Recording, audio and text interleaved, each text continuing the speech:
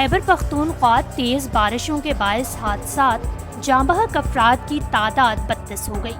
صوبائی disaster management authority PDMA نے تیز بارشوں کے باعث خیبر پختونخوا میں جانی اور مالی نقصانات کی رپورٹ جاری کر دی۔ رپورٹ میں بتایا گیا ہے کہ مختلف اضلاع میں بارشوں کے نتیجے میں ہونے والے حادثات سے اب تک 32 افراد جاں بحق ہو چکے ہیں، جبکہ 41 دیگر افراد زخمی ہیں۔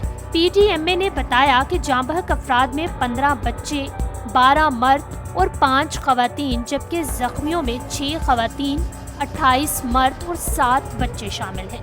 رپورٹ کے مطابق دیواریں اور چھتیں گرنے سے مجموعی طور پر 1370 مکانات کو نقصان پہنچا، جس میں سے 10 گھروں کو مکمل جبکہ 1210 گھروں کو جزوی طور پر نقصان پہنچا ہے۔ PDMA نے مزید بتایا کہ مختلف اضلاع کی انتظامیہ کو ہنگامی صورتحال سے نمٹنے کے لیے 8 کروڑ 10 لاکھ روپے جاری کیے جا چکے ہیں۔ مذکورہ فنڈز متاثرین کی مالی معاونت اور امدادی سرگرمیوں کے لیے استعمال کیے جا سکیں گے۔